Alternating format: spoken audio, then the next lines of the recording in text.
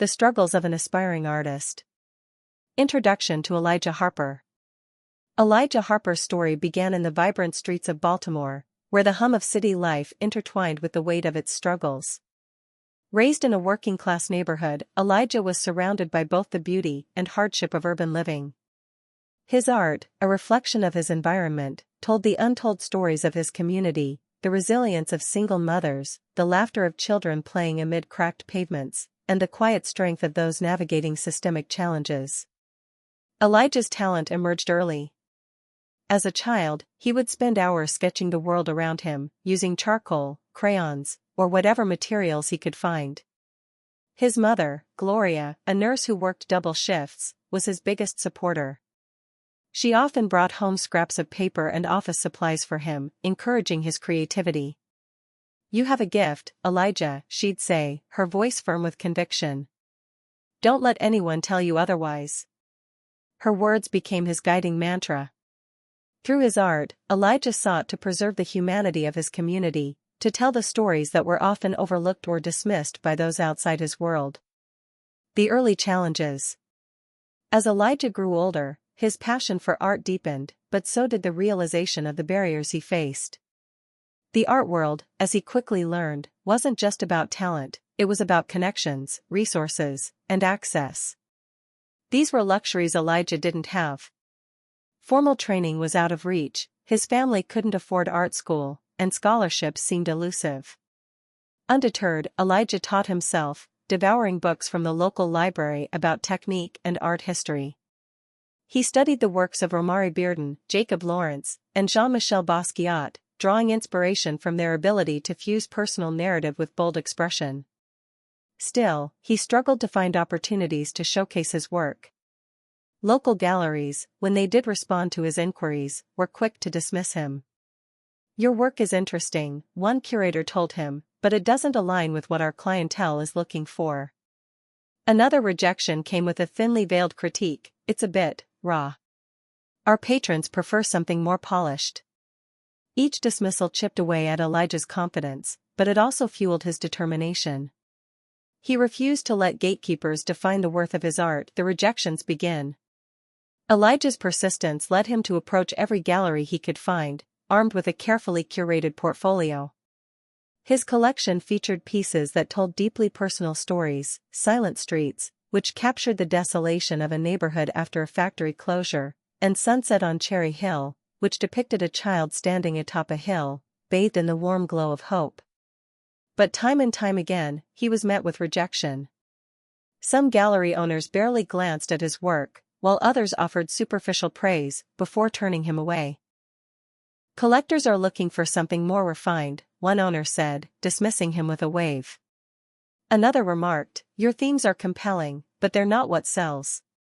The rejections weren't just professional, they felt deeply personal. To Elijah, they weren't rejecting his art, they were rejecting his story, his perspective, and his identity. The encounter with Victor Lennox. The Lennox Gallery was the crown jewel of Baltimore's art scene. Owned by Victor Lennox, a towering figure in the art world, the gallery was synonymous with prestige and exclusivity.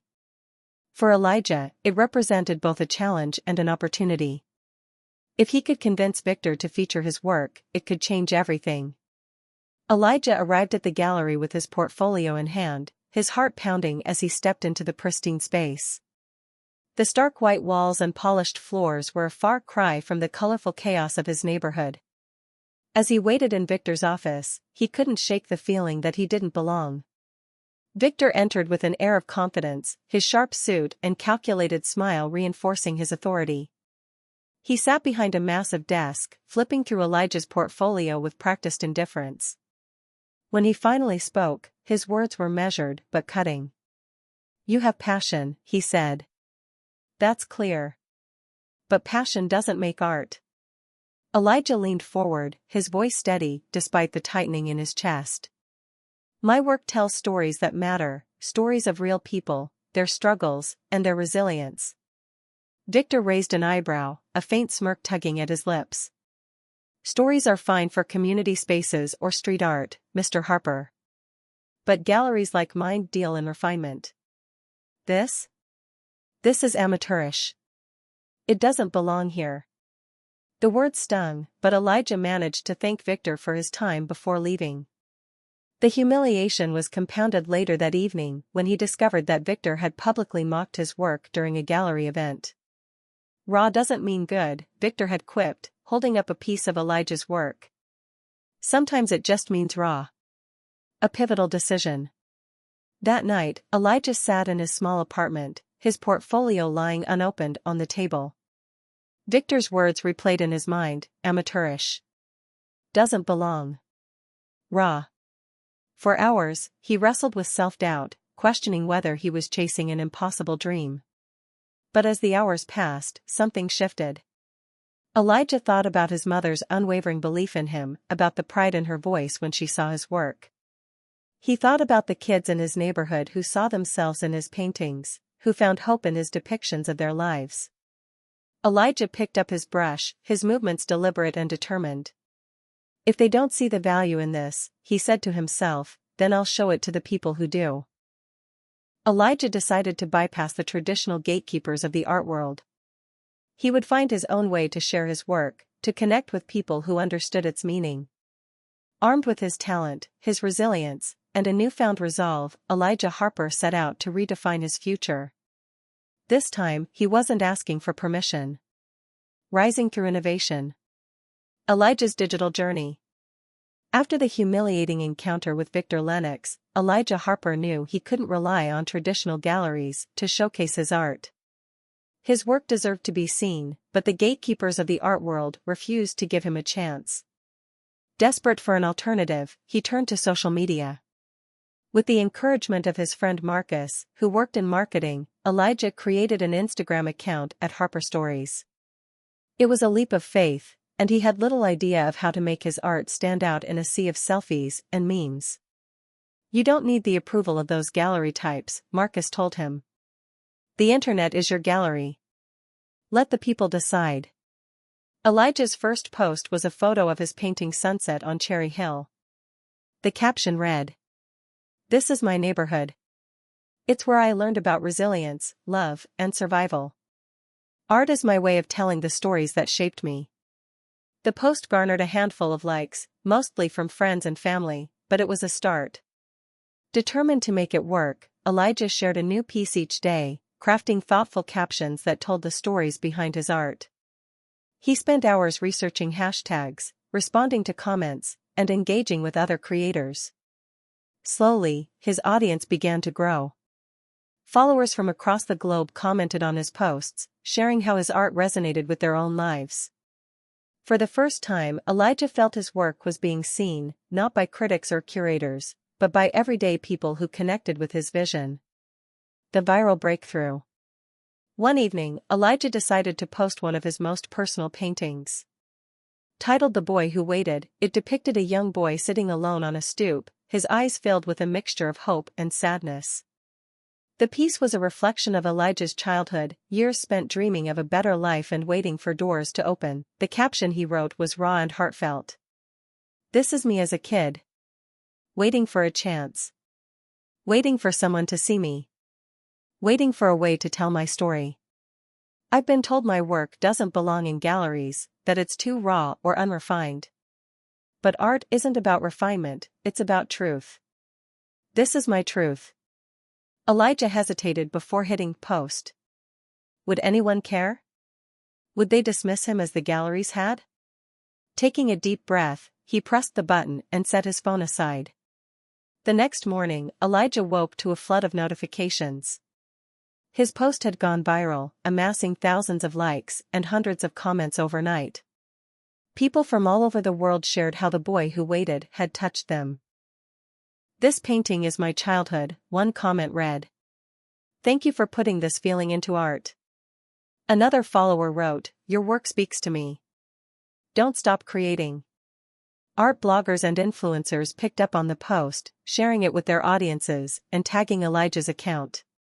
Within days, his following had grown exponentially, and his inbox was filled with messages of support, collaboration offers, and even inquiries from collectors. Elijah's life was changing before his eyes.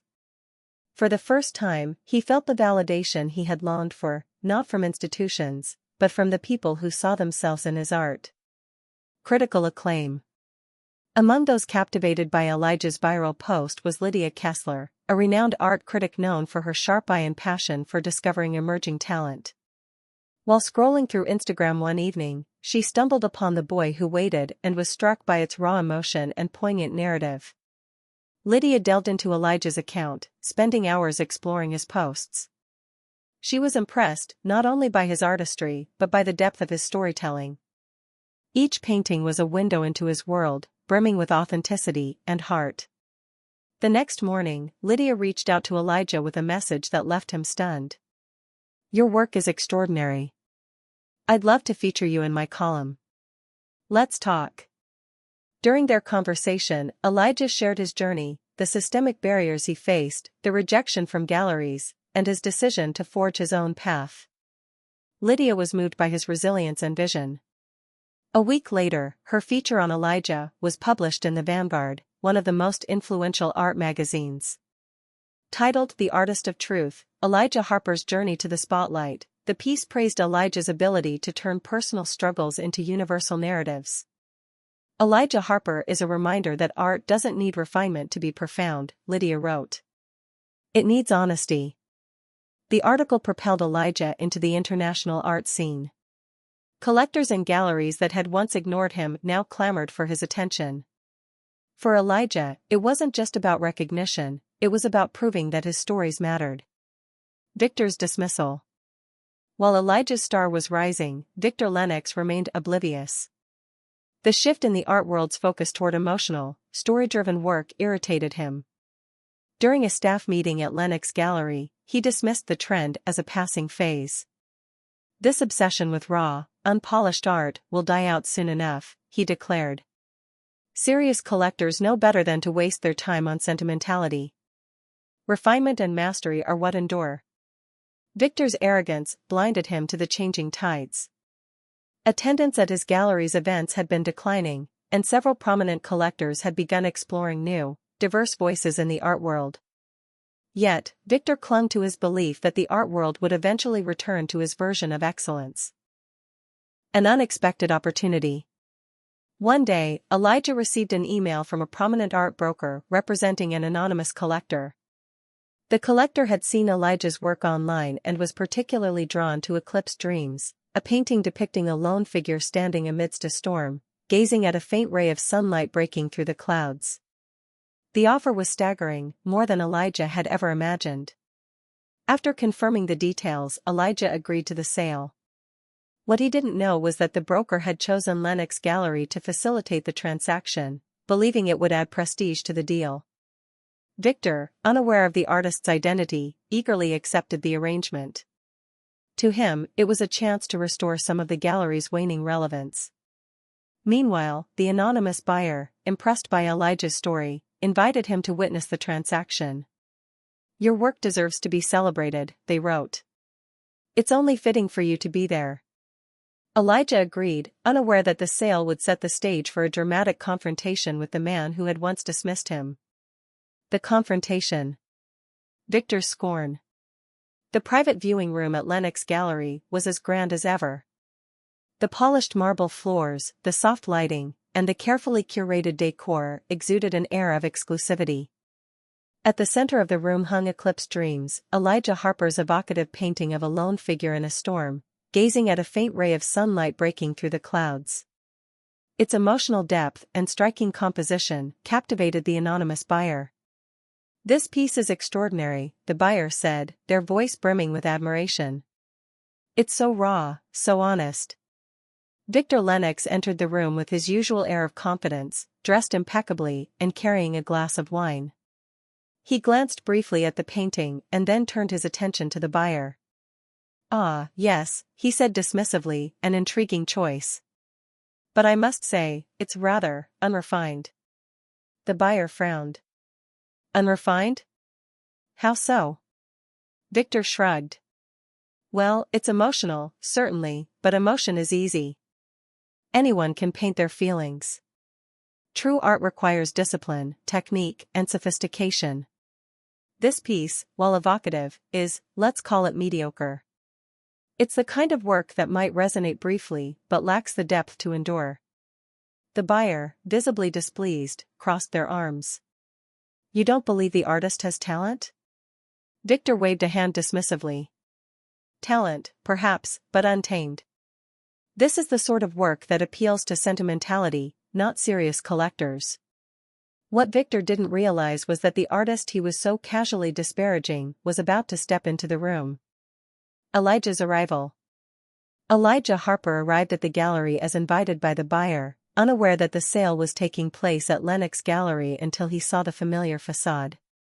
Memories of his humiliating encounter with Victor flooded back, but Elijah composed himself, determined to face the moment with grace. When he entered the viewing room, all conversation ceased. Victor turned to him, his confident demeanor faltering for a brief moment. Mr. Harper, he said cautiously. What brings you here?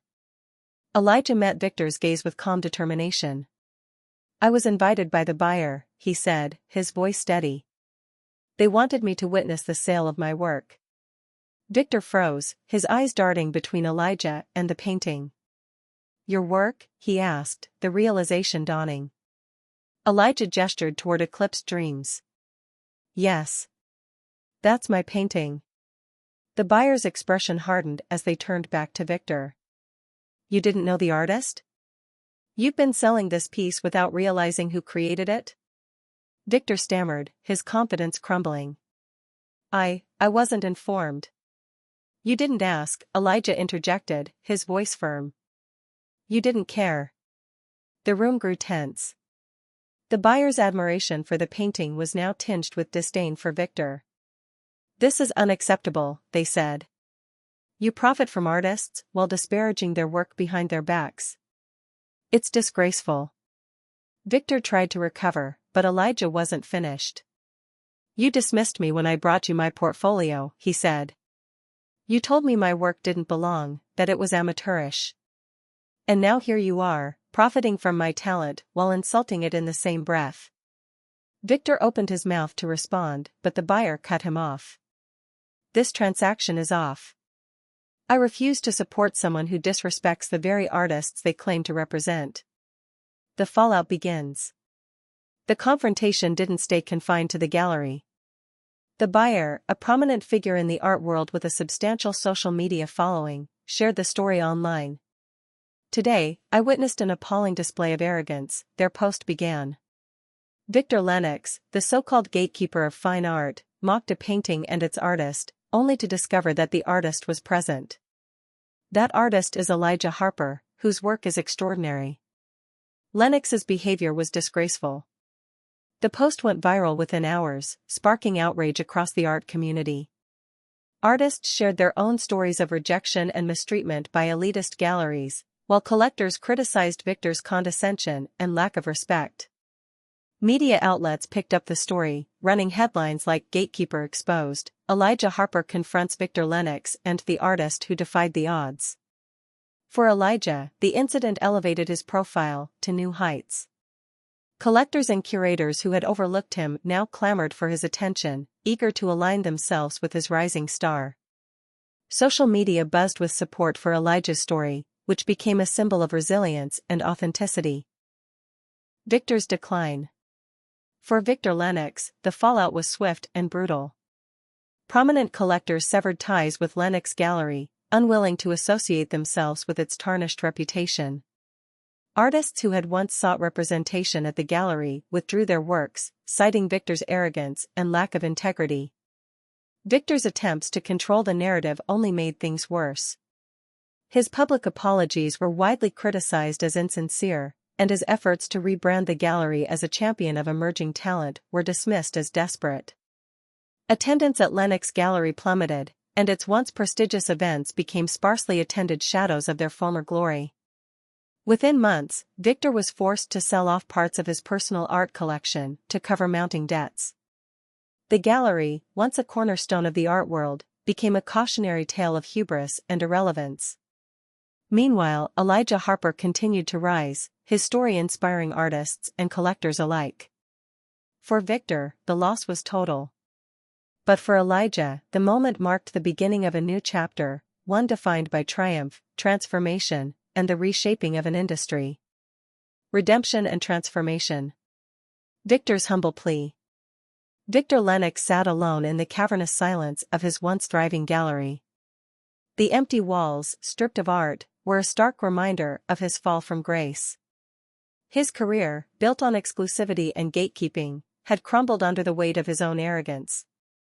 Rejected by collectors and abandoned by artists, Victor faced bankruptcy and a tarnished reputation. Reflecting on his actions, Victor thought of Elijah Harper, the young artist he had mocked and dismissed. The memory of their confrontation replayed in his mind, accompanied by the sting of shame. Elijah's success had proven Victor wrong, and for the first time in his career, Victor began to question the values that had shaped his approach to art. Desperate for redemption, Victor reached out to Elijah. He wrote an email that was both a confession and a plea. Elijah, I have wronged you, and I've wronged so many others. My arrogance has cost me everything, and I know I deserve it. But I want to change. If there is any way I can contribute to what you're building, I humbly ask for the opportunity. To Victor's surprise, Elijah agreed to meet. When they sat down together at the Phoenix, Elijah's newly established gallery, Victor's vulnerability was evident. I've spent my career tearing people down, Victor admitted. I want to rebuild, not just myself, but the trust I've broken. Please, give me a chance. A new beginning. Elijah studied Victor carefully, weighing his words. The man who had once epitomized arrogance now seemed genuinely contrite. Elijah's mother's voice echoed in his mind, people can change, Elijah. Sometimes they just need the right opportunity. Victor, Elijah said, this gallery isn't just about art. It's about stories, about lifting people up and giving them a platform to be seen. If you want to be part of that, I'll give you a probationary role. But this is about respect and inclusion. Leave your old ways behind. Victor nodded, gratitude and determination written across his face. Thank you, Elijah. I won't let you down. Elijah assigned Victor to assist with day-to-day operations, tasks that required humility and collaboration. From helping artists set up exhibits to coordinating community events, Victor's role was far removed from the commanding position he once held. But he embraced it wholeheartedly, determined to prove himself. Victor's evolution. As Victor settled into his new role at the Phoenix, he began to see the art world through a different lens. He met artists whose stories moved him deeply, a young mother creating sculptures inspired by her struggles, a refugee channeling their journey into vivid landscapes, and a teenager painting bold self-portraits that celebrated their identity. Each interaction chipped away at Victor's old biases. He began to understand that art wasn't about refinement or exclusivity, it was about connection, authenticity, and the courage to share one's truth. Over time, Victor's transformation became evident. His critiques, once scathing and dismissive, became thoughtful and constructive. Artists who had initially been wary of his presence came to respect him, seeing a man who was genuinely trying to make amends. Victor also took on a public role as an advocate for underrepresented artists. He spoke at universities and art forums, sharing his story as a cautionary tale. I spent years believing I was the gatekeeper of what mattered, he admitted. But art doesn't need a gatekeeper. It needs open doors. Victor's journey from elitist to ally earned him a newfound respect in the art world. Though his name had once been synonymous with arrogance, it now symbolized growth and redemption. Elijah's expanding vision. While Victor worked to rebuild himself, Elijah focused on expanding the reach and impact of the Phoenix. The gallery wasn't just a physical space, it was a movement.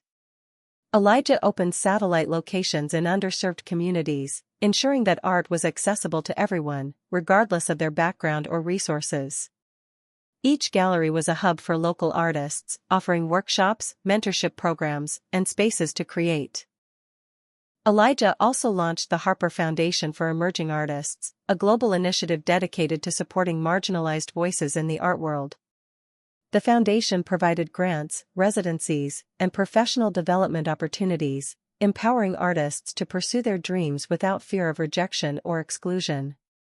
Beyond the foundation, Elijah became a leading voice for systemic change in the industry. He partnered with major museums and galleries to develop policies promoting diversity, equity, and accessibility. His speeches at international symposiums challenged institutions to rethink their definitions of fine art and expand their platforms to include diverse perspectives. Elijah Harper didn't just open doors, one critic wrote. He built a new house, where everyone is welcome. Under Elijah's leadership, the art world began to transform. Young artists from marginalized communities found platforms to share their stories, and collectors embraced works that told powerful, personal narratives. A shared journey. By the end of Victor's probationary period, he had become an integral part of the Phoenix. Elijah offered him a permanent role as an advisor, a position Victor accepted with humility and gratitude. Though he no longer sought the spotlight, Victor found fulfillment in supporting others, helping them succeed in ways he had once denied. One evening, as they stood together after a successful gallery opening, Victor turned to Elijah. "You've created something extraordinary," he said quietly. Elijah smiled. "We've created it, Victor. Together." Their partnership, once defined by conflict, had become a story of collaboration, growth, and redemption. For Elijah, the journey wasn't just about creating art, it was about building a world where every artist, regardless of their background, could find their voice. A legacy of resilience.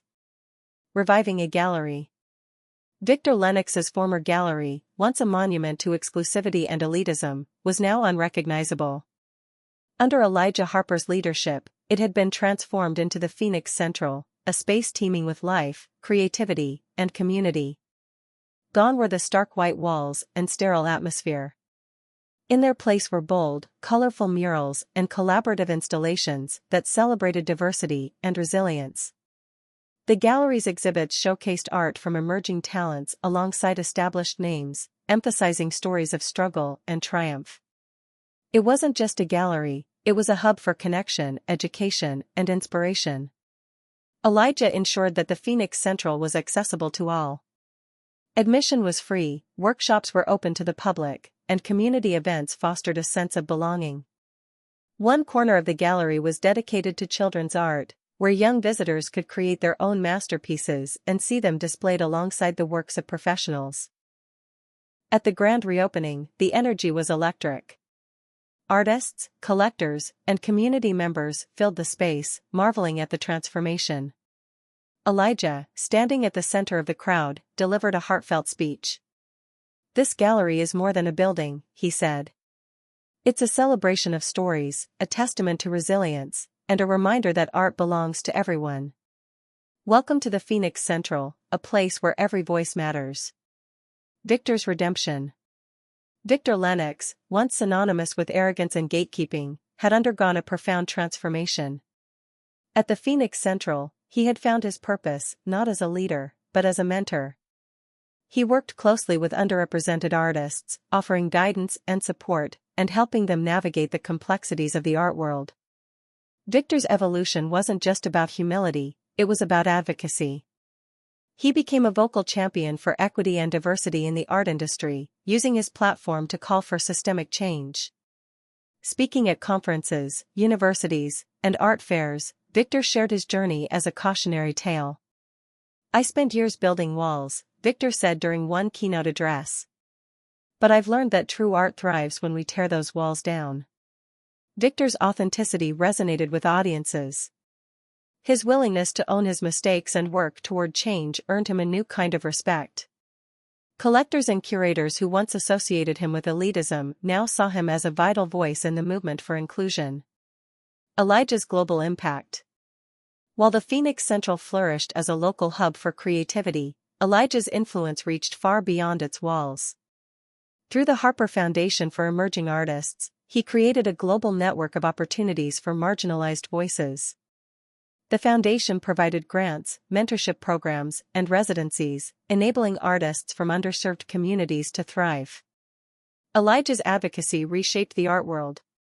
He worked with major institutions to develop policies that prioritized diversity and accessibility, ensuring that artists from all backgrounds could share their work. His speeches at international symposiums challenged traditional definitions of fine art and called for a broader, more inclusive vision. Elijah Harper didn't just change the art world, one critic wrote. He redefined it, proving that talent and authenticity can thrive without gatekeepers. Young artists around the world saw Elijah's journey as a beacon of hope. Inspired by his resilience, they embraced their unique voices, knowing they didn't have to conform to succeed. Collectors, too, began seeking out works that told powerful, personal stories, shifting the industry's focus from status to substance. Final reflection. On the 10th anniversary of the Phoenix Central, Elijah Harper stood in the gallery's main hall, surrounded by a sea of faces. The energy in the room was palpable, children laughing as they painted in a workshop, artists sharing their stories with visitors, and a live band playing softly in the background. The gallery was alive, a testament to the community it had built. Elijah walked through the exhibits, pausing before Eclipsed Dreams. The painting that had once been at the center of his confrontation with Victor now hung in a place of honor, a symbol of perseverance and transformation. Victor approached, holding 2 glasses of champagne. "This place," he said, handing one to Elijah, "it's everything a gallery should be." Elijah smiled. "We've come a long way, Victor. And we've done it together." As the evening wound down, Elijah found a quiet corner to reflect. He thought of his mother's unwavering support, the countless rejections he had faced, and the journey that had brought him to this moment. He thought of the artists whose lives had been changed by the Phoenix and the global movement it had inspired. Raising his glass, Elijah whispered to himself, to resilience. To art. To the stories that connect us all. Surrounded by the vibrant community he had helped create, Elijah Harper knew his legacy was more than his art. It was in the lives he had touched, the barriers he had broken, and the world he had reimagined, a world where art belonged to everyone, and every voice mattered.